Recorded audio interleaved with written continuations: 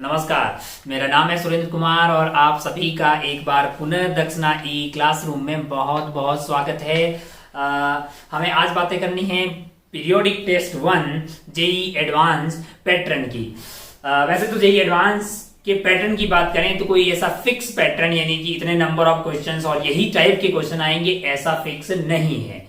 यानी कि पैटर्न जो है यूजुअली जो सवाल रहते हैं वो single correct, multiple correct with partial marking और integer type questions and then आपके पास पैराग्राफ वाले सवाल, मैट्रिक्स मैच, तो इस तरह के सवालों से जो है पेपर को पूरा सेट किया जाता है, जिसमें दो पेपर रहते हैं। बाकी तो आपको सारी जानकारी है ही सही। ये आपका वैसे पहला पेपर था, तो एक तरह से आपका जो है धीरे धीरे पैटर्न से एक फैमिलिटी आपकी यहाँ पे बढ़ी है। जैसे आप मल्टीपल करेक्ट वाले सवाल हैं जिसमें पार्शियल मार्किंग रहती है, तो उसमें थोड़ा सा संभल के खेलना होता है कि मान लो कि चार में से कोई दो ऑप्शन आपको पक्के आ गए हो, मतलब जो आपका करेक्ट आंसर आ गया हो सॉल्व करके, और एक आध ऑप्शन में आपको डाउट लगे तो वहां पे तुक्का नहीं मारना चाहिए, क्योंकि जिन दो आंसर जो आपने सही आंसर निकाले थे उनके करस्पॉन्डिंग कुछ मार्किंग आपको मिलने वाले थे।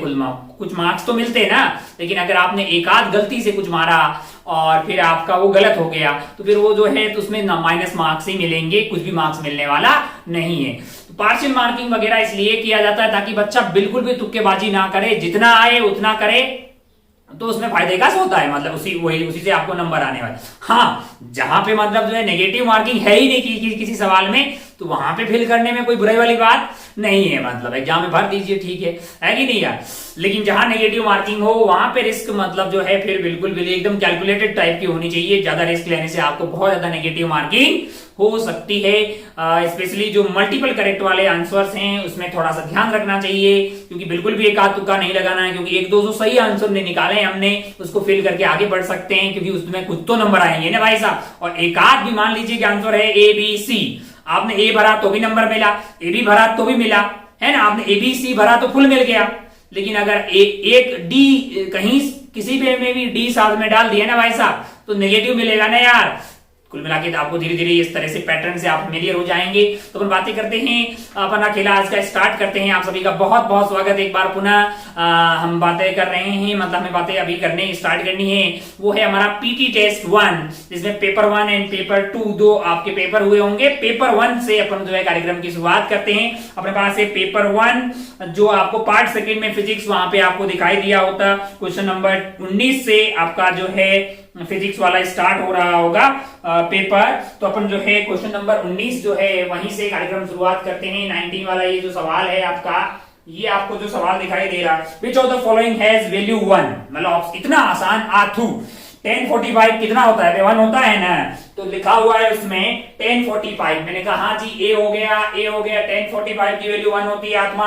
sin 90 1 होता है कि नहीं होता? अबे होता है, कोई भी बोल देगा यार। ओहो, cos 90 0 होता है, शून्य क्या होता है 0, तो वो 0 होगा तो हमारा आंसर नहीं होगा भाई साहब। ओहो, cos 0 बोला, cos 0 तो 1 होता है, तो ये 1 1 1। और हमें पूछा है कि which of the following has value 1, तो आपका आंसर आएगा, ध्यान रहे, +4, पार्शियल मार्किंग भी है, नेगेटिव मार्क्स -2 है, तो ध्यान रहे कि अगर आपने ए बी डी पूरा भरा होगा तो उस वाले केस में आपको पूरे मार्क्स मिलेंगे।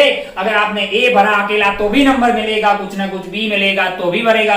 ए B A D A B D ये कुछ भी भरो, लेकिन किसी एक केस में भी अगर आपने सी फिल किया होगा साथ में तो बोले मैंने तो ए बी सी डी सब भरा था, सी तो उसमें मतलब ए बी डी तो था ना, सी एक एक्स्ट्रा हुआ, तो ए बी डी तो सही आंसर है ना। बिल्कुल उस केस में कोई नंबर मिलने वाला नहीं है। आपने एक भी गलत ऑप्शन जो है भर दिया तो उस केस में कोई नंबर मिलने वाला, नेगेटिव मार्क्स उसमें मिलेंगे। तो ये बात आपको समझ में आ गई होगी। हालांकि कोई बहुत टफ चीज नहीं है, क्योंकि ऊपर में आपको लिखा हुआ मिलता है पेपर में। पेपर पढ़ने से पहले, पेपर स्टार्ट करने से पहले ये तो सब पढ़ते हो ना कि भाई कितना नंबर मिलने वाला है, क्या उसकी मार्किंग स्कीम है, ये सब आईटी जेई एडवांस के पेपर में बहुत ज्यादा सीरियसली पढ़ना चाहिए। जैसे जेई मेन वगैरह में क्या होता है कि ज्यादा चेंजेस नहीं होते हैं। जैसे इस साल से कुछ चेंजेस हुए हैं कि 20+5 20 ऑब्जेक्टिव +5 जो है न्यूमेरिकल वैल्यू वाले, पहले जो है 30 क्वेश्चंस ऑब्जेक्टिव डायरेक्टली मतलब 4 मार्क्स एंड करेक्ट का 4 एंड इनकरेक्ट का -1। बहुत ही आसान सा एक पैटर्न जो है जेई मेन का फिक्स रहता है, लेकिन जेई एडवांस का पैटर्न जो है वो वेरी करता है, तो उसको पूरी ध्यान से पहले देखना चाहिए कि भाई साहब आपसे पूछा क्या गया है। चलिए आइए आप गोली की रफ्तार से सिर्फ काम की ही बातें करेंगे, काम की यानी कि सवालों की बातों करेंगे। तो 19 आपसे हो गया होगा, आंसर आ गया है 10, 45 1, sin 91, cos 90 0, cos 0 is 1, तो आंसर हो जाएगा ABD, आंसर हो जाएगा ABD। चलिए आगे बढ़ते हैं क्वेश्चन नंबर 20 पे। क्वेश्चन नंबर 20 देखिए भाई, क्वेश्चन नंबर 20 बोल रहा है इंटीग्रेशन करने का, बोल रहा है किसका इंटीग्रेशन है, 0 से 1, क्या है भाई साहब, 1/6x + 2 dx। अच्छा, अगर आप ध्यान से देखें, आपने पढ़ा होगा कि 1/ax + b इस फॉर्मेट में इंटीग्रेशन आता है, इसका इंटीग्रेशन आता है भाई साहब ln ax + b divided by coefficient of x, यानी कि a हो जाएगा, है कि नहीं है, प्लस c आ जाएगा अगर लिमिट नहीं दी हुई है, लेकिन हमें यहाँ पे लिमिट दी हुई है, हमें यहाँ पे क्या दिया हुआ है, इसकी लिमिट दी हुई है, तो ये आंसर हो जाएगा आपका ln 6x + 2 divided by coefficient of x, क्या है लाला, 6 है, लिमिट कहां से कहां तक है, वो 0 से लेके 1 है, 0 से लेके क्या है, 1 है। अच्छा, ओहो, पहले 1 डाल दीजिए यहाँ पे अगर 1 डाल दिया आपने तो ये हो गया है ln पहले 1 डाल दीजिए तो 6 + 2 ये हो गया है ln 8, है कि नहीं यार। अच्छा, 1/6 को मैं बाहर ले लेता हूं, और फिर आप जब 0 डाल देंगे तो क्या हो जाएगा, -ln 2। अच्छा, ओहो, अब अगर थोड़ी बहुत जानकारी आपको बेसिक मैथमेटिक्स से होनी चाहिए और लोगरिथम से भी आपको होनी चाहिए कि log a minus log b जो है ये बेसिकली log a/b होता है ना, और यहाँ प्लस होता तो यहाँ a × b होता है। लोगरिथम नाम के चैप्टर में आप मैथमेटिक्स में भी ये प्रॉपर्टीज पढ़ते हैं, बहुत आसान है, वो बेसिक मैथमेटिक्स में भी बुकलेट में लिखी होती है, आपको बताई गई होगी बेसिक मैथमेटिक्स में। ओहो, तो ये आइटम को मैं लिख सकता हूं ln 8/4, 8/2 जो कि हो जाएगा 4/6, यानी कि ये आइटम हो गया है मेरे लिए ln 4/6, ln 4/6। अच्छा, ये आप देखिए जरा ध्यान से, ln जो है 4 हो गया 2 की पावर 2 डिवाइडेड बाई 6, तो 2 बाहर आ गया भाई साहब, यहाँ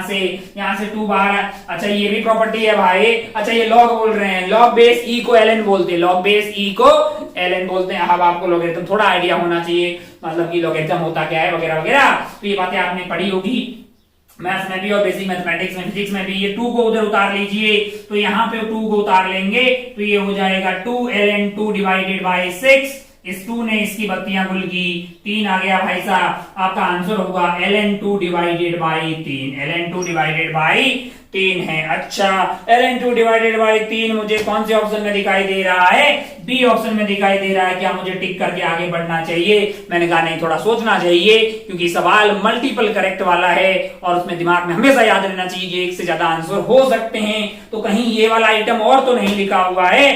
सी में लिखा ln 2/2, बिल्कुल गलत। अच्छा, डी में लिखा हुआ है ln 8/6, ln 8/6, 8 को मैं लिख सकता हूं 2 की पावर 3, 2 की पावर 3 बाहर आ जाएगा, 3 कटेगा, वो ln 2/2 हो जाएगा, जो कि पॉसिबल नहीं है। अच्छा, अगर आप ऑप्शन ए को देखें तो ए में लिखा हुआ है ln 8/9, ln 8/9 है।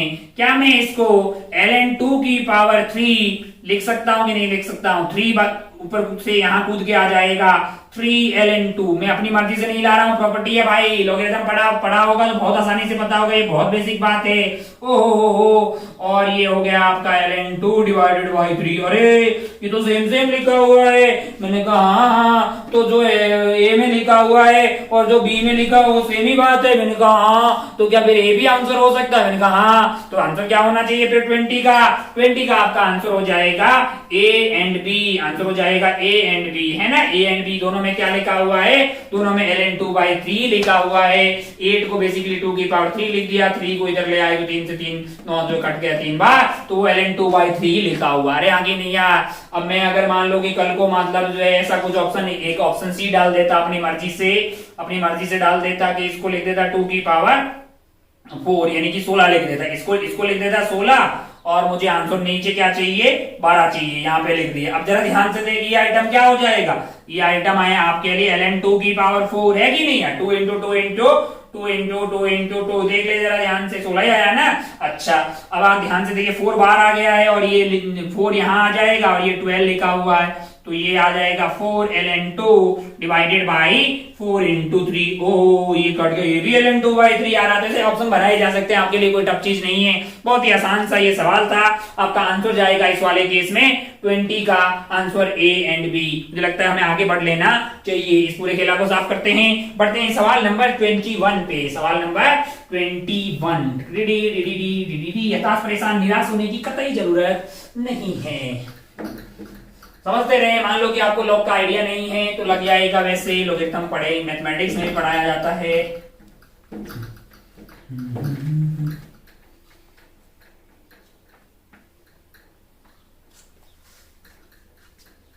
चलिए भाई साहब देखिए जरा ध्यान, सवाल नंबर 21 देखिए। हाँ 21 क्या है? 21 क्वेश्चन नंबर 21।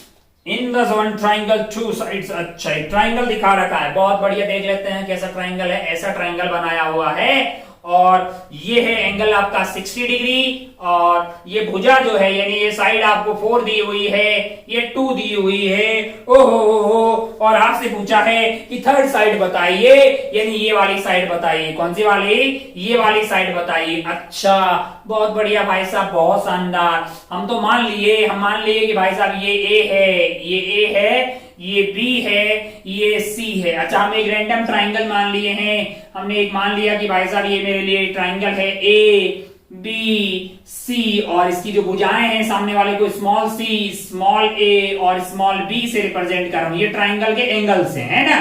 अच्छा आपने एक चीज सुनी होगी कोसाइन लॉ, बेसिक मैथमेटिक्स में कोसाइन लॉ के बारे में आपने बात की होगी, कोसाइन लॉ। हालांकि कोसाइन लॉ क्या बोलता है, जैसे मुझे कोस सी निकालना है, अगर मुझे कोस सी निकालना है तो वो उसकी वैल्यू आएगी आपके पास a square plus b square minus C square upon twice of A B. जैसे मुझे अगर कोस ए यानी कि कोस ऑफ एंगल ए निकालना है तो वो मेरे लिए हो जाएगा B square plus C square minus ए स्क्वायर अपॉन 2bc। ओहो अच्छा ये कोसाइन लॉ है। अच्छा एक और भाई साहब साइन लॉ भी होता है मार्केट में, क्या नाम है? Sine law. क्या बोलता है वो? अच्छा इन सब के प्रूफ है, ऐसे फेंका नहीं है भाई साहब, प्रूफ है, मतलब पढ़ाया जाता है, प्रूफ है। कहां पढ़ाया जाता है? Sine law.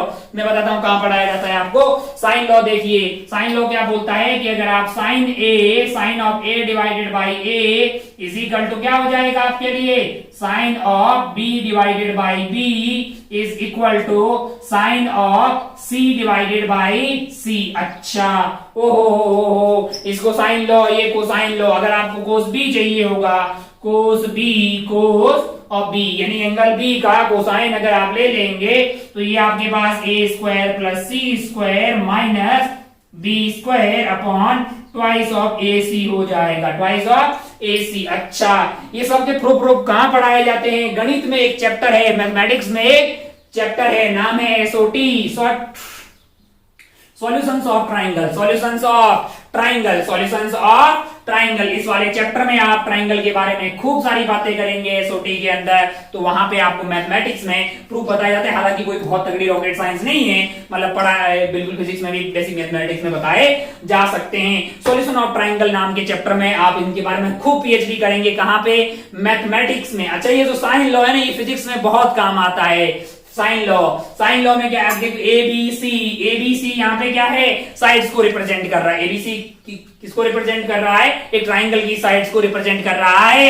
और अगर हमारे पास ऐसा कुछ हो, vector A plus vector B plus vector C is equal to 0, तो हम जानते हैं कि ये ट्राइंगल की साइड्स को रिप्रेजेंट कर रहा है। ए बी एंड सी, घूम फिर के वहीं पे आ गए भाई साहब। अगर vector A plus B plus C is equal to null vector है तो वे एक ट्राइंगल की भुजाओं को रिप्रेजेंट कर रहा होता है कि नहीं यार? अच्छा एक बॉडी है जिसपे क्या लग रहे हैं? फोर्सेस लग रहे हैं, माना कि F1 फोर्स लग रहा है, इधर F2 फोर्स लग रहा है। मुझे नहीं पता कि ये सब आपको आता है कि नहीं आता है, इसलिए बाय डिफॉल्ट मैं ये मानता हूं कि बता देते हैं भाई साहब अपना क्या जा रहा है। थोड़ा सा टाइम एक्स्ट्रा लगेगा, अगर आपको आता है तो वीडियो को स्किप मारिए, थोड़ा सा शिफ्ट में फॉरवर्ड मारिए, अगले वाले सवाल पे बढ़िए, ताकि आपका टाइम जो है बहुत ही एफिशिएंटली यूज हो जाए। मान लो कि ये एंगल थीटा 1 है और मान लो कि ये वाला एंगल थीटा 2 है, मान लो कि ये वाला एंगल क्या है, थीटा 3 है। अच्छा, बहुत बढ़िया भाई साहब, बहुत ही शानदार हो। और बोल दे कि एक बॉडी है जिसका मास m है, जिसमें फोर्स F1 F2 F3 लग रहे हैं और बॉडी इक्विलिब्रियम में। कहां है?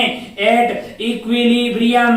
अगर बॉडी इक्विलिब्रियम है तो force F1 vector plus F2 vector plus F3 vector क्या होना चाहिए भाई साहब? नल वेक्टर होना चाहिए। अगर ये नल वेक्टर है तो फिर F1 F2 F3 के किसको रिप्रेजेंट कर रहे होंगे? एक ट्रायंगल की साइड्स को। F1 को उठा के यहाँ पे रख दीजिए और F1 को उठा के यहाँ पे रख दीजिए और F2 को नीचे यहाँ पे F2 को यहाँ पे ले जाइए और F1 को उठा के यहाँ लग दीजिए। ट्रायंगल बन गया ना यार। तो यहाँ पे मैं जो है कोसाइन लॉ को अगर लगाऊं तो मैं लिख सकता हूं F1 divided by sine theta 1, F1 divided by sine theta 1 is equal to F2 divided by sine theta 2 is equal to F3 divided by sine theta 3। अच्छा, प्यार से इसको बोलते हैं लामीज थ्योरम। क्या बोलते हैं? Lami's theorem. लामी साहब ने लगाया होगा फिजिक्स में, तो इनको लामीज थ्योरम बोल देते हैं। तेरे को पता है तो बहुत बढ़िया, नहीं पता है तो ये जानकारी कहीं बेसिक मैथमेटिक्स की बुकलेट मतलब जब अपनी नोटबुक में लिख ले लाला कि एक ट्राइंगल है और उसका एंगल ABC है और साइड्स अगर ABC, ऐसे मैंने ए के अपोजिट वाली साइड को ये लिखा तो साइन लॉ बोलता है साइन A यानी A डिवाइडेड बाई ये डिवाइडेड बाई ये डिवाइडेड बाई ये। ओहो, तो इसको ऐसा लिखा, उल्टा भी लिख लो, A divided by sign of A, B divided by sign of B, C divided by sign of C के साइन लॉ के नाम से। और ज्यादा डेप्थ में कहां बातें करेंगे आप? सॉल्यूशन ऑफ ट्राइंगल, खूब बातें होगी, ये सेंटर वो सेंटर ये वो है। तो मैथमेटिक्स में अपने आप में एक चैप्टर है, लेकिन हमें मैथमेटिक्स की जरूरत पड़ती है फिजिक्स में, because mathematics is the language of physics. बहुत बढ़िया भाई साहब, वो खूबसूरत, बहुत शानदार। अब हम अपने सवाल पे आते हैं, हमारे सवाल पे आते हैं। सवाल तो बहुत ही आसान है, इतनी जानकारी अगर किसी को होती, सिर्फ इतनी जानकारी होती कि यार ABC मान लिया, दो भुजाएं दी है, एक एंगल दिया है, तो हमें क्या लगाना पड़ेगा? हमें कोसाइन लॉ लगाना पड़ेगा। ये है आपके लिए 60 डिग्री। ओहो, क्या हम इसको उड़ा दें कहीं पे? थोड़ा सा उड़ा दें क्या लामीज थ्योरम को उड़ा दें? क्योंकि लामीज थ्योरम अब आप लिख लिए होंगे, पहले वीडियो को पॉज कर दे, सारी जानकारी को लिख ले, ताकि मैं यहाँ पे अब मैं पर्टिकुलरली इस सवाल पे आ जाता हूं। अच्छा, इस सवाल को यहाँ पे सॉल्व कर लेते हैं। मान लो कि साइन लॉ को हटा दिया हमने, है नहीं लिखा था, वीडियो को पीछे जाके आप कॉपी में जरूर लिख दें, कहां पे? बेसिक मैथमेटिक्स में, क्योंकि हमें बहुत जरूरत पड़ेगी और फिर तो फैलना नहीं उधर, है ना। चलिए, अच्छा मैंने ABC मान लिया तो मुझे कोस C पता है ना यार, एंगल C पता है। ये मेरे लिए A साइड हो गई, ये मेरे लिए क्या हो गई है? Side B। मुझे क्या चाहिए? अरे मुझे तो C साइड ही चाहिए ना यार। ओहो, अच्छा कोस C, कोस यहाँ पे कितना है? मैंने कहा कोस है 60 डिग्री। क्या है? 60 degree is equal to A square plus B square. A square बोले तो 4 हो जाएगा, ओहो, प्लस B स्क्वायर यानी कि 16 हो गया है, यानी 2 का स्क्वायर 4 हो गया, B का स्क्वायर हो गया 16, माइनस C वो है जिसकी हमें तलाश है, C की हमें तलाश है। डिवाइडेड बाई क्या जाएगा आपके लिए? डिवाइडेड बाई 2BC यानी 2 into A is to B is for B is 4 है। ये पूरा खेला किसके बराबर होना चाहिए? 1/2 के बराबर। 1/2 is equal to 20 minus C square divided by, ये आपका हो गया 4 2 8 16, तो ये हो गया है 8। ओ 8 is equal to 20 minus C square. C is basically, अच्छा C square is 20 minus 8 that is 12, यानी कि C is equal to √12। कहीं दिखाई दे रहा है? तुमसे क्या पूछा है? साइड पूछी है। अच्छा, बहुत बढ़िया भाई साहब, बहुत ही शानदार हो। √12 ऑप्शन ए में दिखाई दे रहा होगा तुम्हें, √12। तूने ऑप्शन ए टिक किया, आगे बढ़ गया होगा। मैंने कहा ऐसा बिल्कुल नहीं करने का कौन से वाले सवालों में, जब मल्टीपल की बातें हो रही हो। ऑप्शन बी को देख बे, ऑप्शन बी लिखा हुआ है ऑप्शन बी लिखा हुआ है 144 की पावर 1/4, 144 की पावर 1/4। अच्छा, अगर आप ध्यान से देखें तो ये 12 का स्क्वायर लिखा हुआ है, 12 के स्क्वायर की पावर 1/4। अरे ये क्या हुआ, ये तो रूट 12 ही लिखा हुआ है। ओहो, मतलब ऑप्शन ए और ऑप्शन बी की बातें सेम सेम है। मैंने कहा बिल्कुल। तो अच्छा, बहुत बढ़िया भाई साहब। अच्छा, जो 49 लिखा हुआ है, 49, वो तो हमको लगता है रूट 7 लिखा हुआ। वो क्या लिखा हुआ है, रूट 7 लिखा हुआ है। तो हमको रूट 7 नहीं, हमको तो रूट 12 चाहिए। तो हमारा आंसर हो जाएगा ए एंड बी। हमारा आंसर क्या हो जाएगा, ए एंड बी। दोनों ही ऑप्शन में रूट 12 लिखा हुआ है। सेकंड वाले में थोड़ा स्टाइल मार के लिखा हुआ है। अगर तूने सिर्फ ए मारा होगा तो मतलब जो है गलत हो जाएगा। ग्रामर गलत हो इन द सेंस की पार्शियली करेक्ट होगा, है कि नहीं यार। अच्छा भाई साहब, बहुत बढ़िया, बहुत शानदार हो। आगे बढ़ते हैं सवाल नंबर 22 पे। ये था सवाल नंबर 21। सवाल नंबर 22 पे बढ़ते हैं। किसमें ये जानकारी ध्यान रखें, बॉडी इक्विलिब्रियम में हो तो लामीज थ्योरम लगाने में लाज शर्म वाली कोई बात नहीं आनी चाहिए। कोसाइन लॉ, साइन लॉ, ये आइडिया होना चाहिए भाई साहब। फिजिक्स में कहीं भी जरूरत पड़ सकती है हमें, मैकेनिक्स में कहीं भी, पूरी फिजिक्स में इसकी जरूरत पड़ती है। तो भाई साहब आपके बेजे में उतरे हुए होने चाहिए। बहुत बढ़िया भाई। हो आगे बढ़ते हैं। सवाल नंबर है कि कौन सा वाला, 22 में बहुत ही लुल्लू पुल्लू किस्म का सवाल है, सबसे हो गया होगा, है ना। 22 आपको बोल रहा है भाई साहब, 22 में फंक्शन दिया हुआ है। फंक्शन जानते हो ना, शादी ब्याह से इसका कोई मतलब नहीं है दूर दूर तक। क्वेश्चन नंबर 22 है। 22 क्या बोल रहा है, एक फंक्शन दिया हुआ है। अच्छा, डिफाइन कैसे है वो, कि वो x+4 रहेगा कब, जब x की value less than equal to 3 होगी। मैंने कहा बहुत बढ़िया, जानकारी के लिए बहुत बहुत धन्यवाद। और यहाँ पे बोला है 2x माइनस 6 रहेगा तब जब x की वैल्यू ग्रेटर देन 3 होगी। मैंने कहा बहुत बढ़िया भाई साहब, बहुत ही शानदार। बोल रहा है कि correct option of the following है वैल्यू ऑफ f ऑफ 2। अबे 2 डाल दे। अब तो दो इसमें डालेगा कि इसमें डालेगा। मैंने कहा इसमें कैसे डालेगा, ये तो डिफाइन ही है, x की वैल्यू 3 या से बड़े के लिए है। मैंने कहा 2 के लिए कौन सा, मैंने कहा ये है ना बे, 2 इज लेस देन 3। ऊपर डाल उसमें, ओहो 2x की जगह 2 डाल दे, 2 + 4। तो आंसर क्या आ गया है आपका 6। टफ सवाल, आथू टाइप का सवाल। ऑप्शन हाँ बिल्कुल है, ऑप्शन ठीक है। बी में बोला है f ऑफ 3 बताएं लाला। इसमें डालेंगे, उसमें इक्वल टू 3, यहाँ पे, यहाँ ग्रेटर देन 3 लिखा है। ओहो, तो 3 + 4 हो जाएगा, कितना हो जाएगा लल्ला, 7 हो जाएगा। है क्या 7? हाँ है भाई। वो क्या आथू किस्म का सवाल। सी f ऑफ 0 तो ऊपर ही डालेंगे भाई, 0 इज लेस देन 3। तो 0 + 4 हो गया है आपके लिए 4। है क्या 4? हाँ 4 ही दिया है। ऑप्शन डी चेक कर दीजिए, क्या बोल रहा है, f ऑफ 4 जो है, f ऑफ 4 यहाँ डालेंगे लाला, क्योंकि 4 जो है 3 से बड़ा है। तो 2 × 4 -6 यानी 8 - 6, आंसर हो गया है 2। है क्या 2? हाँ जी 2 है। तो इसमें तो सारे ही सही हो गए। आंसर हो जाएगा आपका A B C D। सबको ही सही है रे लाला, सबको ही सही है। तो बहुत बढ़िया भाई साहब, बहुत ही शानदार हो। आंसर हो गया A B C D। चलिए बढ़ते हैं गोली की रफ्तार से अब आगे 23 पे। 23 सवाल क्या है, the equation of straight line. यहाँ पे स्ट्रेट लाइन की इक्वेशन दी है 3y + √3x -9 = 0। अगर आप ध्यान से देखें तो मैं इसको ऐसा भी लिख सकता हूं। कैसे लिख सकता हूं, 3y - √3x + 9। उधर ले गया भाई, अभी कुछ नहीं किया है। तो y √3 डिवाइडेड बाय 3 आ जाएगा। तो वो -1/√3x + 3 है ना। ऐसा काहे लिखा है कि आपको y mx + c के फॉर्मेट में बनता हुआ दिखाई दे रहा है। अगर समीकरण इस तरह का बन रहा है तो वो एक रेखा को रिप्रेजेंट कर रहा है, that it is representing A equation of line. है ना, लाइन मतलब हिंदी भाषा में उसको रेखा बोला जाता है।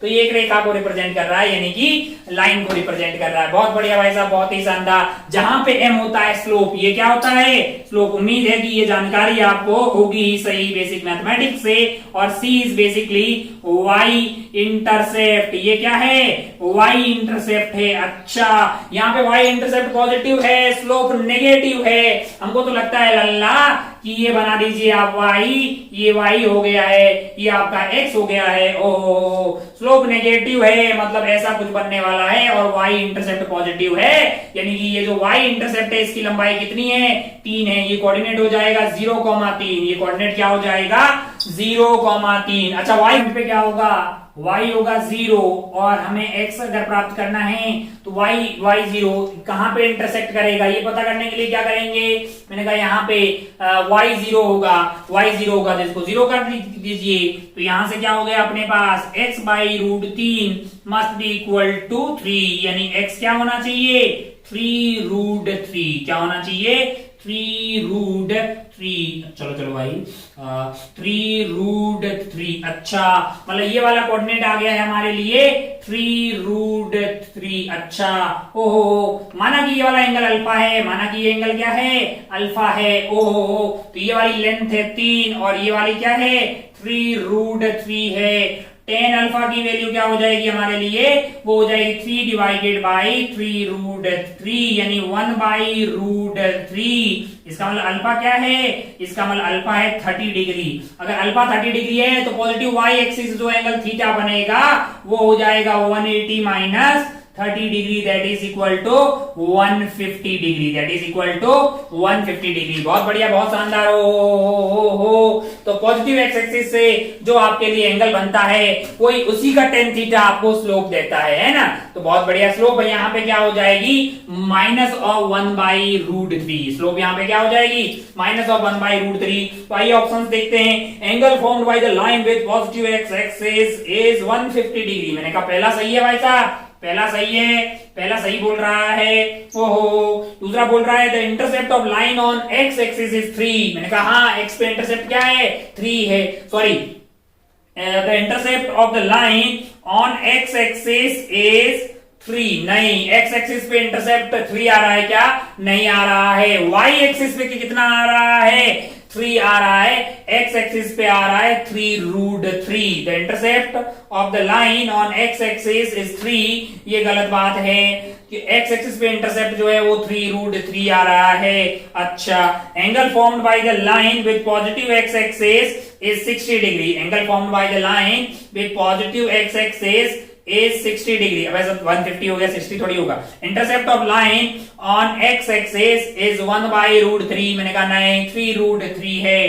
इंटरसेप्ट क्या है, 3√3। तो बहुत बढ़िया, बहुत शानदार। ओहो, तो आपका ऑप्शन जो है, हमको तो लगता है एक ही ऑप्शन सही हो गया है, वो है आपका ए। ऑप्शन कौन सा सही है, ए। एंगल ही सही है, बाकी सब जो है बातें गलत लिखी हुई है। आगे बढ़ ले क्या भाई साहब, आगे बढ़ लेते हैं 24 पे। 24 जरा देखिए, 24 क्या बोल रहा है। थोड़ा सा हमें स्पीड बढ़ा लेना चाहिए, हम थोड़ा ज्यादा ही इधर उधर की बातें आपको बता रहे हैं भाई। हमें नहीं पता कि आपको ये सब पहले से पता है तो बहुत बढ़िया, नहीं पता है तो अभी सुन लीजिए, जब जागो तभी सवेरा है। चलिए जरा ध्यान से देखें 24 का ऑप्शन 1 देखिए जी। 21 का option 4 is basically integration of 0 से 2 pi sine dx, sine x dx। ओहो, साइन x का इंटीग्रेशन हो गया माइनस ऑफ कोस x, और लिमिट कहां से कहां तक, 0 से लेके 2 पाई, यानी कि minus of cos 2 pi minus cos 0। तो 0 और 2 पाई की वैल्यू सेम ही आएगी भाई, तो ये तो आंसर 0 हो जाएगा। बहुत बढ़िया, क्या 0 दिया हुआ है। हाँ, तो हमें पूछा है कि कौन से करेक्ट है। मैंने कहा ये तो करेक्ट है, ये तो करेक्ट हो गया भाई साहब। बी पे चलते हैं, बी चेक करते हैं। बी में क्या बोला है कि integration of cos x dx का इंटीग्रेशन कहां से कहां तक है, -π/4 से +π/4 तक। cos x dx का cos का इंटीग्रेशन हो गया भाई साहब sin x, क्या हो जाएगा sin x। ओहो, लिमिट कहां से कहां तक है, -π/4 से +π/4। ओहो, तो ये तो हो गया है sin π/4 माइनस ऑफ sin π/4, और sin है ऑड फंक्शन, तो ये आ जाएगा sin π/4 प्लस ये माइनस बाहर आ जाता है क्योंकि ये ऑड फंक्शन है। Sine theta minus sine of, ये बेसिक में जाना होगा, बेसिक ट्रिग्नोमेट्री में। Minus of sine theta is minus sine theta, क्योंकि ये ऑड फंक्शन होता है। लेकिन अगर आप कोस थीटा की बात करेंगे, cos of minus theta is basically cos theta ही होता है। अच्छा, बहुत बढ़िया। तो ये वैल्यू आ गई है आपके लिए साइन π/4, यानी कि ये वैल्यू आ गई है आपके लिए twice of sine pi by 4। तो बहुत बढ़िया, पाई बाई 4 की वैल्यू रख दो, मतलब आपका हो गया पाई बाई 45 डिग्री। तो ये तो जीरो तो नहीं है ना, जीरो बोला है क्या? नहीं, तो ये गलत है भाई, जीरो नहीं होगी, ये जीरो थोड़ी होगी। सी पे चलते हैं, सी पे। सी में क्या बोला है? इंटीग्रेशन आथू ई की पावर एक्स बोल रहा है -1 से 1। तो ई की पावर एक्स का ई की पावर एक्स ही हो गया, लिमिट लगा दीजिए -1 से 1। तो 1 डाला तो ई आ गया, -1 डाला तो ई की पावर -1 आ गया। तो ये 1 बाई ई है, तो ये हो गया E square -1 divided by E. कहीं दिया हुआ है?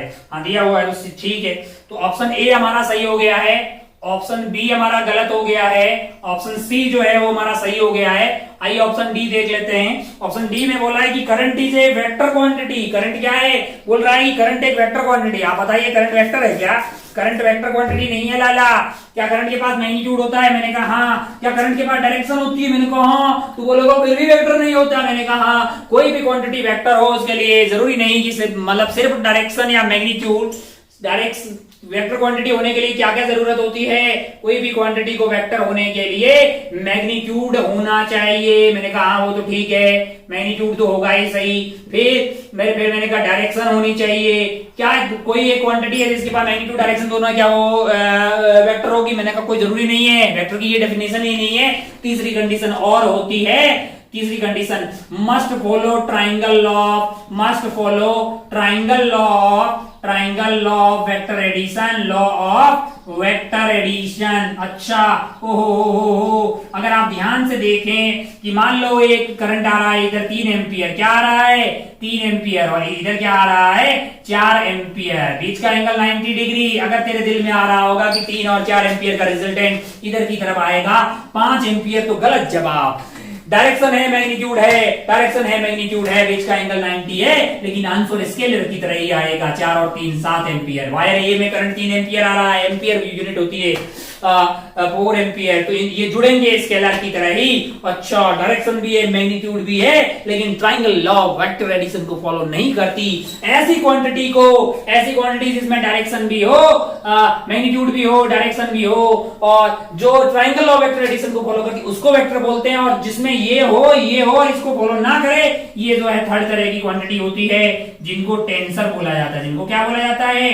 टेंसर। तो एक स्केलर होता है जिसके पास सिर्फ मैग्नीट्यूड होता है, जिसके पास सिर्फ मैग्नीट्यूड। वेक्टर के पास मैग्नीट्यूड, डायरेक्शन और must vector law of addition को फॉलो करती है, तो वो वेक्टर हो जाती है। और ऐसी क्वांटिटी जिनके पास मैग्नीट्यूड हो, डायरेक्शन हो, लेकिन वो triangle law of vector addition को फॉलो नहीं करती, ऐसी क्वांटिटी को प्यार से क्या बोलते हैं? टेंसर। और करंट हमारा जो है वो एक टेंसर क्वांटिटी है।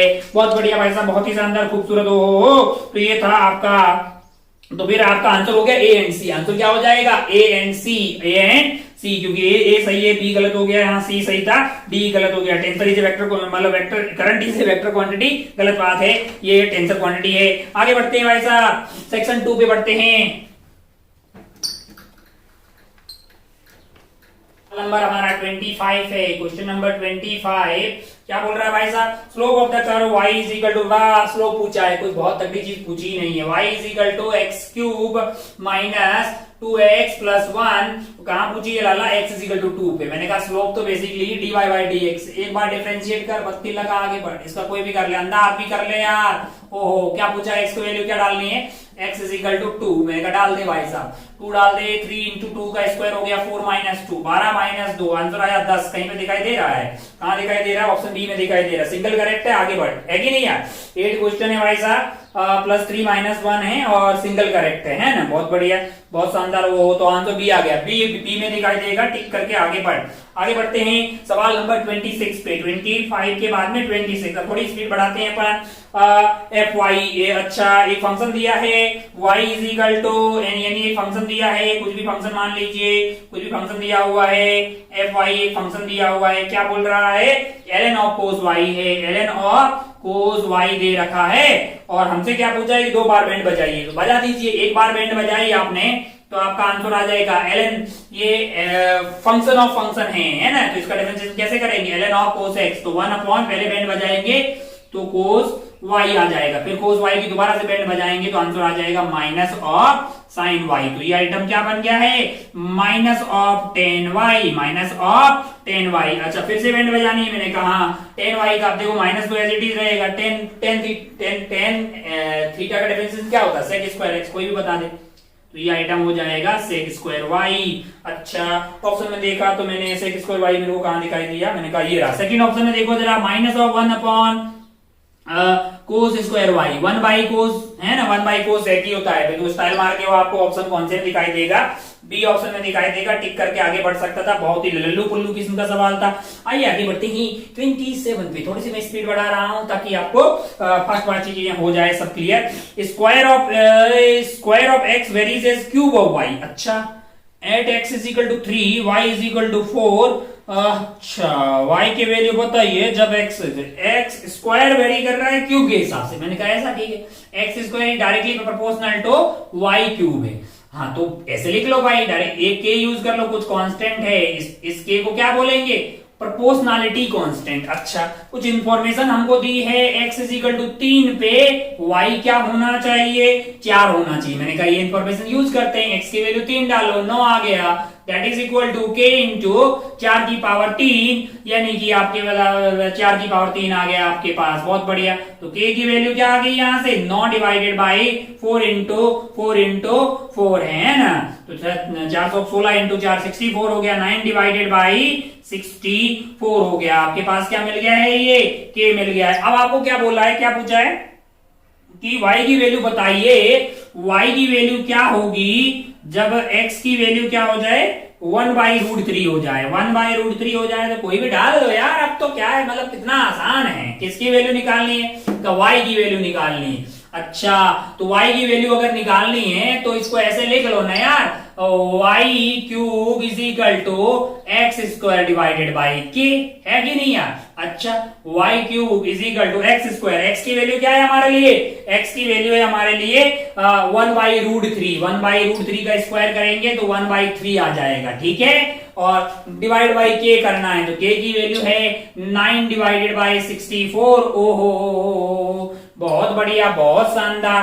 तो अच्छा हो गया है, तो ये हो गया 64 डिवाइडेड बाई 9 या 27 है ना, तो ये हो गया है। अच्छा और पावर 1/3 कर दीजिए तो क्या मिल जाएगा, y मिल जाएगा। अच्छा भाई साहब बहुत बढ़िया, बहुत शानदार। तो आपको बोल रहा है what will be the value है। अच्छा अगर आप ध्यान से देखें तो ध्यान से आप देखें तो ये 4 की पावर 3 लिखा हुआ है और ये लिखा हुआ है 3 की पावर 3। ऐसा क्यों बोल रहे हैं, ध्यान से देखिएगा, आप करके देख लीजिए। 4 इंटू 4 से हो गया है 3, 9 या 27, ठीक है। तो ये इस आइटम को अपन क्या लिख सकते हैं, 4/3 की पावर 3 है ना, 1/3। अब ये जानते हो m इंटू n, 4/3।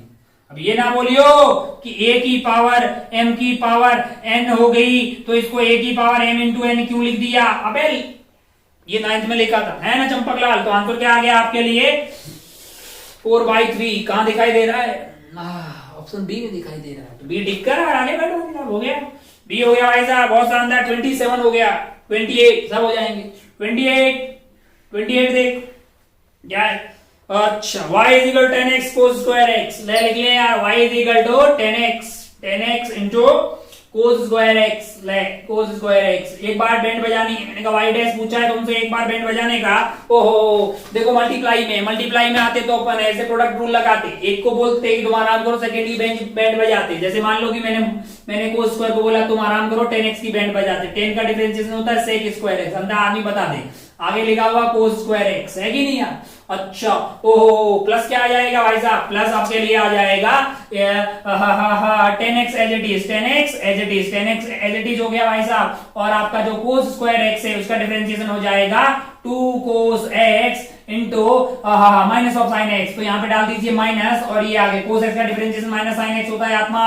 ओहो देख ये जो sec स्क्वायर है ना वो तो 1/cos स्क्वायर है यार, ये 1/cos स्क्वायर लिखा है और ये cos स्क्वायर है। अबे ये 1/cos स्क्वायर होता है, तो देखना ये कट गए, 1 आ गया। अब जरा देख ये जो 10x है, ये 10x क्या है, ये है sin x divided by cos x। देख cos x से cos x निपट गया, तो बचा क्या है, मैंने कहा 2 बचा है और एक साइन एक्स है और एक और साइन एक्स है, तो ये हो गया 1 माइनस 2 साइन स्क्वायर एक्स, कहीं दिखाई दे रहा है 1 minus 2 sine square x, 1 minus 2 sine square x option B में दिखाई देगा। 28 का बी टिक कर आगे बढ़ गोली की रफ्तार से, 28 का बी हो गया भाई साहब। आगे बढ़ते हैं 29 पे, 29 पे घिस देंगे यहाँ पे, 29 कर देते हैं यहीं पे, इधर कर लेते हैं थोड़ा साफ करके। 29 में क्या पूछा है, 29 में पूछा है मैक्सिमम, एक मिनट 29 हम नहीं बताएंगे ज्यादा, ऐसा तो हम पहले बता चुके हैं यार, जेईई मेन वाले टेस्ट में भी था ना ऐसा कि a cos theta plus b sin theta आ जाए तो उसकी मैक्सिमम मिनिमम वैल्यू हमने निकाली थी ना, दोबारा नहीं बता रहा मास्टर, अगर आपने पहले वाला वीडियो देखा होगा। और बेसिक बसी बात है कि अगर आपके पास कोई फंक्शन आए y is equal to a cos theta plus b sin theta, that is इसकी मैक्सिमम वैल्यू हो सकती है वो है a square plus B square, और मिनिमम क्या हो सकती है minus of a square plus B square. अच्छा, ये बातें अपन लास्ट टाइम कर चुके हैं ना। अरे कुछ नहीं यार, साइन थीटा बना देते हैं, मतलब दोबारा करें क्या, नहीं नहीं नहीं नहीं नहीं नहीं जाके देख। हमें क्या पूछा है, हमें पूछा है fx is basically fx is equal to 6 sin x। बस मुझे हर चीज दोबारा या लेंथी बताने से कोई दिक्कत नहीं है, दिक्कत ये है कि आपको कहीं ये तो नहीं हो रहा है कि भाई ज्यादा लंबा वीडियो बन जाए, बताने में क्या है। sin x plus 8 cos x, मैंने कहा ठीक है, अंडर रूट मैक्सिमम वैल्यू क्या होगी इसकी मैक्सिमम वैल्यू होगी अंडर रूट ऑफ 8 का स्क्वायर प्लस 6 का स्क्वायर, तो ये 64 प्लस रूट 100 आ गया, 10 आएगा रे लल्ला। 10 देख ले कहीं पे दिखाई दे रहा है, ऑप्शन बी में दिखाई दे रहा है, ऑप्शन बी में दिखाई दे रहा है, टिक करके आगे बढ़, गोली की रफ्तार से आगे बढ़। सवाल नंबर ये कौन सा था भाई साहब, वो 28 था, ये 29 था, ये 29 आइए देखते 30 में क्या दिया है, यहाँ पे वेक्टर ए दिया है और फिर क्या दिया है, मैंने कहा वो फिर बोला है कि ये वेक्टर बी ऐसा है, मैंने कहा बहुत बढ़िया, हम डरते थोड़ी हैं, ये यहाँ पे दिया है हमें वेक्टर सी। ओ अच्छा, हमसे कुछ जानकारियां पूछी है, अगर आप ध्यान से देखें तो मैं यहां से चला, मैंने कहा डर सी जहां खत्म हुआ वहां से यहां तक पहुंचा और वो यहां से यहां तक, हमको भी जिसको बेसिक नॉलेज ऑफ वेक्टर है वो भी बता देगा कि तो स्टाइल मार के लिखा हुआ है c plus A is equal to B vector. अबे यार c का ये हो गया टेल और ये हेड हो गया है, जिसका हेड है वहां से a का टेल स्टार्ट हो रहा है, यहाँ पे हेड आ रहा है, तो इसका टेल से लेके इसके हेड तक मतलब इनिशियल से फाइनल पोजीशन तो यही हुई, तो वेक्टर c प्लस a का रिजल्टेंट तो यही हुआ। अरे भाई हाँ, तो ये अरे ऐसे ही तो करते थे अपन यार, जैसे तूने अगर बोला कि मैंने बोल दिया ऐसा वेक्टर ए है, ओ ऐसा वेक्टर बी है, ओ तो रिजल्टेंट सी ऐसा आता था आत्मा, इसकी स्टार्टिंग से लेके इसके एंड तक यही तो सी हुआ करता था तेरे लिए, है ना। जब ऐसा होता था तो A plus B is equal to C आ गया, तो अब यहाँ पे क्या है, अब मैंने कहा C plus A is equal to B लिखा हुआ है, अब ऑप्शन देख लीजिए। अच्छा हाँ, तो A plus B is equal to C नहीं होगा, वो तो ऐसा होता है b plus C is equal to, अबे सी में यही लिखा है, देखो ऑप्शन सी में, ऑप्शन सी देख, c plus vector A, C vector c plus vector a is equal to b vector, है कि नहीं है। अच्छा मान लो कल को ऐसा हो जाता कि ये वेक्टर a है, ये वेक्टर b है, ये वेक्टर c है, बताइए क्या आएगा रिजल्टेंट, नल वेक्टर आएगा ना, अभी सीखा था ना थोड़ी देर पहले, vector a plus b vector c is equal to null. ऐसे टाइम पास कर रहे हैं, बहुत बढ़िया, बहुत शानदार हो, आपको ये सब आता है। तो ये हो गया 30, आंसर क्या हो जाएगा आपका, आंसर आपका c हो जाएगा, 30 का आंसर c टिक कर, मतलब जो है तुझसे हो गया होगा, नहीं हुआ होगा तो आथू, पहली बात तो होना चाहिए था क्योंकि कोई टफ सवाल था नहीं ये, फिर भी अगर नहीं हुआ है तो अब तो होना ही चाहिए। ये था 30, 31 पे चलते हैं। 31 देखिए जरा गोली की रफ्तार से, वाह वाह, 31 में क्या है, vector is this, vector B is this, then a vector having same magnitude as b and same direction, same। अच्छा भाई लिख लेते हैं, वेक्टर ए में क्या बोल रहा है, वेक्टर ए बोल रहा है 3i cap plus 4j cap, और वेक्टर बी बोल रहा है, vector B is basically 7i cap plus 24j cap. क्या बोल रहा है, क्या चाहिए इनको, then the vector having the same magnitude of b, मैंने कहा b का मैग्नीट्यूड वाला वेक्टर चाहिए तो b का मैग्नीट्यूड ढूंढ लेते हैं पहले, कोई भी बता दे यार, 7 का स्क्वायर प्लस 24 का स्क्वायर डिवाइडेड बाई रूट, तो ये 25, 625 आएगा यार, ये तो 25 होता है ना, याद रहते हैं अपने को, बहुत बढ़िया भाई साहब, बहुत शानदार। तो 25 आ गया, बहुत। तो हमें एक ऐसा वेक्टर चाहिए, ये अगर a है, b है, c वेक्टर ऐसा चाहिए कि जिसका मैग्नीट्यूड तो वेक्टर b के बराबर हो और डायरेक्शन किधर हो, डायरेक्शन एक ही हो, तो एक ही डायरेक्शन, तो मतलब एक एफ की बात कर रहे हो। अच्छा, मतलब ये हो गया 25 और एक ही डायरेक्शन जो है उसमें यूनिट वेक्टर हमने मल्टीप्लाई कर लिया ताकि वेक्टर मिल जाए। भाई ये मैग्नीट्यूड हो गया सी का मैग्नीट्यूड बी के बराबर हो गया और डायरेक्शन एक एफ की डायरेक्शन है। भाई डायरेक्शन के लिए यूनिट वेक्टर से मल्टीप्लाई कर लेते हैं, मैग्नीट्यूड उसका 1 होता है, डायरेक्शन वही होगी। अल्लाह, अब इसका यूनिट वेक्टर कैसे पता करेंगे? 3i cap plus 4j cap divided by इसका मैग्नीट्यूड। अब मैं ये नहीं बता रहा इसका मैग्नीट्यूड 5 के चाहिए, अरे आत्मा अंडर रूट ऑफ 3 का स्क्वायर प्लस 4 का स्क्वायर रूट 25 का, तो 5 आएगा नहीं यार, डर ये यहां से कट गया। देख जरा ध्यान से क्या आ गया है, 15i के प्लस 20j के, कहीं दिखाई दे रहा है 15i के प्लस 20j के, ऑप्शन ए में दिखाई दे रहा है। गोली की रफ्तार से ये टिक कर और आगे बढ़, गोली की रफ्तार से ए टिक कर और आगे बढ़। ये कहां तक हो गए हैं? ये अपने हो गए 29, 30, 31। रुकिए जरा, ओह बैठ जाओ।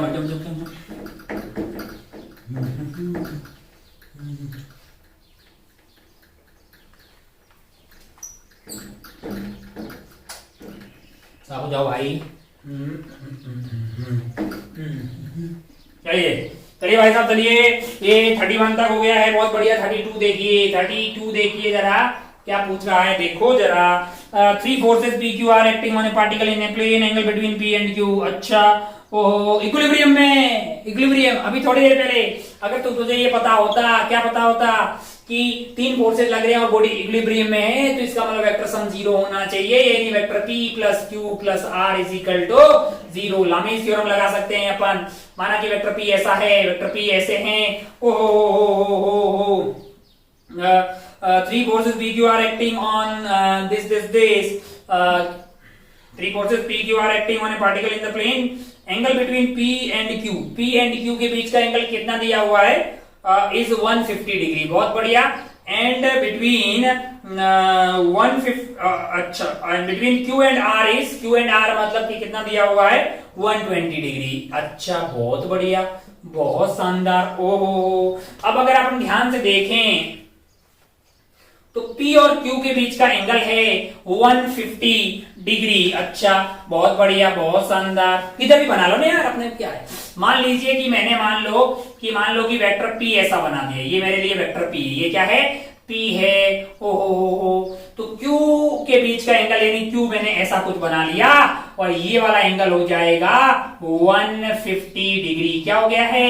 150 डिग्री। ओहो, और Q और R के बीच का एंगल है, ये एंगल 30 हो जाएगा। Q एंड R का बीच का तो फिर R ऐसा आ जाएगा, R क्या ऐसा आएगा? ऐसा आ जाएगा, तो ये वाला एंगल 90 हो जाएगा, तभी ना पूरा जो है 120 हो गया। तो बहुत बढ़िया भाई साहब, बहुत ही शानदार। अब आपकी मर्जी है, जैसे आपकी मर्जी वैसे कर लो। जैसे आपको अगर ऐसे करना है, ऐसे करना है, कैसे करना है? जैसे अभी हमने ये वाला एंगल क्या हो गया है? ये 90 हो गया है, ये वाला एंगल 90 हो गया है। अब आप ध्यान से देखो तो आप ऐसा भी कर सकते हैं। कैसे कर सकते हैं? P वेक्टर ये है और सामने वाला एंगल क्या है? 120 डिग्री। तो P डिवाइडेड बाई, P का मैग्नीट्यूड मैंने P लिख दिया, sine 120 degree must be equal to Q divided by opposite angle क्या है? Sine 90 degree. अच्छा, ओहो, और PQ और ये वाला R है, R के सामने वाला एंगल है 150 डिग्री, यानी साइन 150 डिग्री। अच्छा, ओहो, P divided by sign 120 degree होगा 90 प्लस 30, है ना? अच्छा, 90 प्लस, इसकी वैल्यू कैसे निकालेंगे? 90 प्लस 30 लिख लीजिए, तो वो कोस 30 के बराबर आ जाएगा। किसके बराबर आ जाएगा? कोस 30 के। सेकंड क्वाड्रेंट में साइन पॉजिटिव होता है और कोस 30 आपके लिए हो गया √3/2, तो 2 ऊपर चला जाएगा, that is equal to Q divided by 1, है ना? और ये क्या हो जाएगा? ये R डिवाइडेड बाई ये 90 प्लस 60 हो गया है, यानी तो 1/2 हो जाएगा, 2 ऊपर चला गया, ये हो गया है। क्या पूछा है भाई साहब? क्या पूछा है आपसे? रेशियो पूछा है क्या? आपसे पूछा है रेशियो के, क्या पूछा है? रेशियो पूछा होगा, सवाल गायब हो गया, कौन सा? 32। Then the ratio of P Q R पूछा है भाई, P raise to Q raise to R। तो P को P लिख दीजिए, Q को P की भाषा में लिखिए। तो Q को अपन लिख सकते हैं, Q is basically equal to 2P divided by √3। मैंने कहा अच्छा, और R को अपन क्या लिख सकते हैं? P की भाषा में 2 से 2 को उड़ा दीजिए, तो R को मैं लिख सकता हूं P डिवाइडेड बाई √3। उनका अच्छा p से p उड़ा दीजिए और ऊपर नीचे √3 से मल्टीप्लाई कर दीजिए, तो ये √3 हो जाएगा, ये 2 हो जाएगा, ये 1 हो जाएगा। √3⁻²⁴ कहीं दिखाई दे रहा है, ऑप्शन डी में दिखाई दे रहा है, टिक करके आप आगे बढ़ सकते थे। बाकी इस खेला को ऐसे भी खेल सकते थे कि अगर इक्विलिब्रियम में है तो नेट फोर्स 0 होगा, यानी कि ये वाला q का component must be equal to this and ये वाला component must be equal to this, यानी कि Q cos 30 degree must be equal to P and Q cos 60 degree must be equal to R है, तो same ही value आएगी। cos 30 यानी कि √3Q/2 is equal to P आ गया है ना, और Q divided by 2 is equal to R है ना, यही वैल्यू आई ना यहाँ से भी। अरे ठीक है, R is equal to Q/2 आ जाएगा, 2 को इधर ले आइए, तो R is equal to Q/2 और P is equal to P चाहिए तो आप क्या कर देंगे, √3Q डिवाइडेड बाई 2, तो यही सेम वैल्यू आप ऐसे भी कर ले, ऐसे भी कर ले, खैर कोई बात नहीं, तो कोई सवाल में दम नहीं था। आगे बढ़ते हैं, आंसर आ गया हमें, कौन सा मिला, डी। आगे बढ़ते हैं, ये था सवाल नंबर 32। 33 कहाँ होगा भाई, 33 इधर की तरफ एक पैराग्राफ है, क्या है, पैराग्राफ देखिए भाई, दो vector A and B unknown magnitude as shown in the figure. ओहो, अननोन मैग्नीट्यूड ये वो है, फिगर में फोटो दिखा दिया, a-b बताओ, a+b। इतना लल्लू दिख रहा है ना, इतना लल्लू ना कि मतलब बेसिक अंडरस्टैंडिंग ऑफ वेक्टर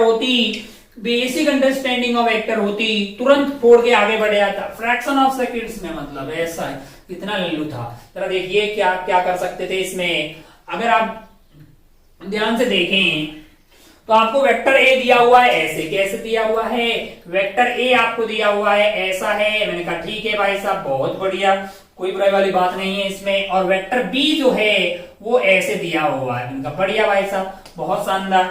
आपसे बोला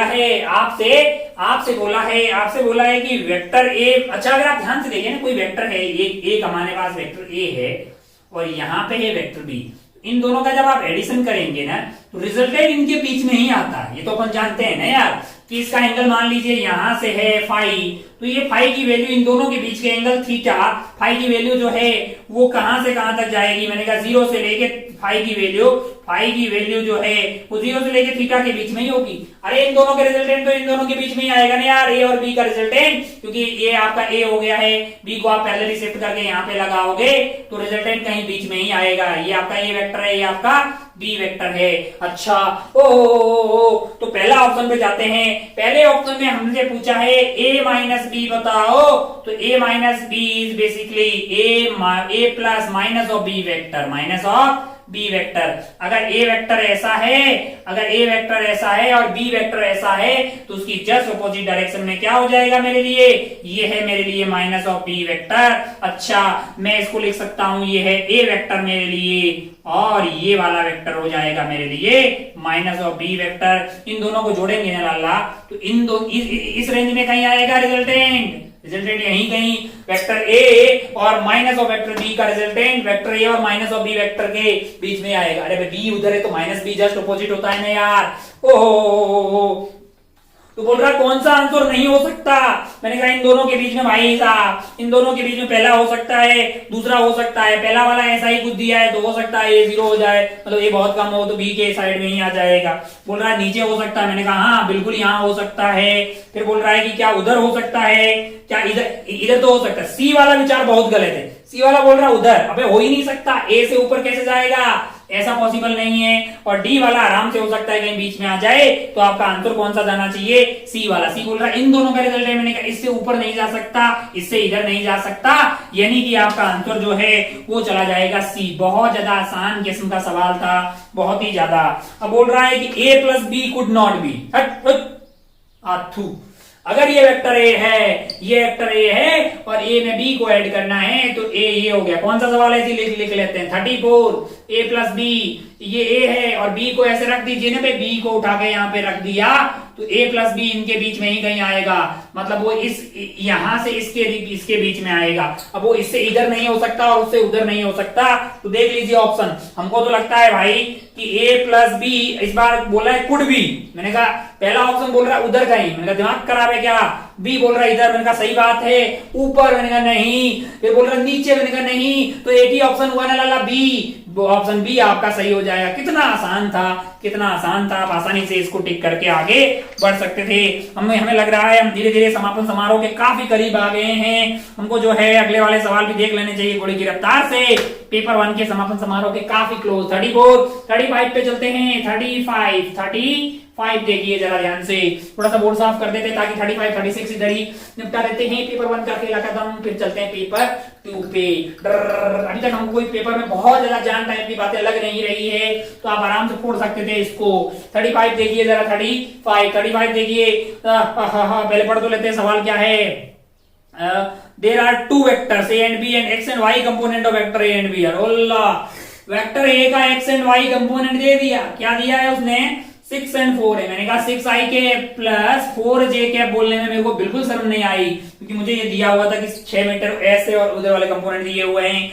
अच्छा, और वेक्टर a माइनस बी के भी x एंड y कंपोनेंट दिए हैं, यानी कि ये स्टाइल मार के दिया हुआ है कि vector a minus vector b क्या दिया है वो 2 and 3, यानी कि 2i के प्लस 3j के। अबे ये कंपोनेंट लेना आता है ना लल्ला। ये वेक्टर है a जिसका मैग्नीट्यूड a है, माना कि ये एंगल थीटा है, तो ये वाला जो कंपोनेंट होगा वो आपका a cos थीटा हो जाएगा। माना कि मान लो कि ये एंगल अल्फा हो गया तो अल्फा हो जाएगा एक्स एक्सिस से a cos अल्फा। ये एंगल बीटा होगा तो a cos बीटा, और a cos कंपोनेंट लेते हैं ना यार, इसकी कंपोनेंट ले लो बीटा। जेड एक्सिस से मान लो कि एंगल है गामा, तो किसी भी वेक्टर को मैं ऐसे लिख सकता हूं a is equal to a cos alpha I cap a cos beta j cap plus a cos gamma K cap, है ना। ये cos alpha beta and gamma, alpha beta and gamma are known as angle from X axis Y axis and Z axis. खैर ये बातें आपने की है, direction cosine ये वो आपने सब कुछ पढ़ा है। Vector a is this, a minus b is this. आपको क्या चाहिए? मैंने कहा पूछा मैग्नीट्यूड ऑफ b, तो पहले वेक्टर b पता होना चाहिए ना यार। वेक्टर b कैसे पता करेंगे? मैंने कहा वेक्टर b पता करने के लिए आपको इसमें से इसको घटाना होगा, यानी vector a minus 2i cap plus 3j cap. ओहो, और वेक्टर a तो पता है अपने को 6i cap plus 4j cap minus 2i cap plus 3j cap. ओहो, 6 माइनस 2 आ गया है 4i कैप। क्या आ गया है? 4i cap. 4 माइनस 3 यानी कि प्लस का j कैप। वेक्टर बी का क्या पूछा है? मैग्नीट्यूड पूछा है। कोई भी बता दे वेक्टर बी का मैग्नीट्यूड अब तो, क्योंकि वेक्टर बी मिल गया है। ओहो, 4 का स्क्वायर प्लस 1 का स्क्वायर, यानी ये हो गया 16 प्लस 1 17, यानी रूट 17 जो है वो बेसिकली एक वेक्टर आ रहा है आपका, मतलब जो बी है, मतलब बी ऑप्शन आ रहा है। तो 35 का आंसर हो गया आपका बी, आपका ऑप्शन हो गया भाई साहब। टिक करके आगे बढ़ सकते थे। आगे बढ़ते हैं, लास्ट एंड फाइनल सवाल 36। लास्ट एंड फाइनल सवाल 36 है। Angle between vector B and x axis, जरा ध्यान से देखें कितना आसान है। आप जरा ध्यान से देखें, ये आपका हो गया वाई एक्सिस और ये हो गया आपका एक्स एक्सिस, और वेक्टर बी है क्या? मैंने कहा 4i और j के बढ़ रहा। अच्छा, x में 4 जाइए और y में 1 जाइए, यानी कि यहाँ पे कहीं आएगा आपके लिए 4,1। यहाँ पे क्या होगा? 4,1, और ये आपका है position vector 4i cap plus j cap. ये आपका ये टेल हो गया और ये आपका हेड हो गया है। ये वेक्टर आपका 4i cap plus j cap, ये है आपका b वेक्टर, है ना। बोल रहा है कि एक्स एक्सिस से कितना एंगल बन रहा है? थीटा बन रहा है, बता लीजिए। ये वाला हाइट क्या होगा? अबे ये 1 होगा 1, और ये वाला मैंने कहा ये 4 होगा यहां तक की दूरी। ओहो, tan थीटा लिख सकते हो? मैंने कहा बड़ी आसानी से लिख सकते हैं। कितना आएगा कि 1/4 आएगा। थीटा क्या होगा? मैंने कहा थीटा होगा tan इनवर्स ऑफ 1/4। क्या पूछा है भाई आपसे थीटा पूछा है ना, मतलब एक्स एक्सिस से एंगल पूछा है ना, तो हाँ वही तो बताया tan इनवर्स ऑफ 1/4, जो कि आपको ऑप्शन सी में दिखाई देगा। तो ये इसके साथ ही पेपर 1 का खेला यहाँ पे खत्म होता है। तो एक मध्यम दर्जे का पेपर आपके सामने था, आप बिल्कुल इसको आसानी से फोड़ सकते थे। टर्म्स एंड कंडीशन अप्लाई, अगर आपने होमवर्क वगैरह किया है, सारा कार्यक्रम अच्छे से पढ़ा है और सारी बातें अगर आपको पहले से आती थी, तो बहुत आसानी से आप पेपर 1 को फोड़ सकते थे। कोई बात नहीं, अगर आपको थोड़ा बहुत अच्छा नहीं भी हुआ है मतलब उम्मीद के हिसाब से, तो कोई बात नहीं। मतलब ये एग्जाम होते ही इसीलिए हैं ताकि आपको मतलब पता लगे कि कौन सी चीजें आपको थोड़ी सी कम आती है। तो आप उस पर थोड़ा सा वर्क कर लीजिए, थोड़े से और सवाल सोल्व कर लीजिए, नेक्स्ट टाइम अच्छा होगा, इस बात की 100% गारंटी है। चलिए अपन बढ़ते हैं पेपर 2 के सॉल्यूशन की तरफ। पेपर 1 का खेला यहीं पे खत्म है। जय हिंद, जय भारत, टेक केयर, बाय।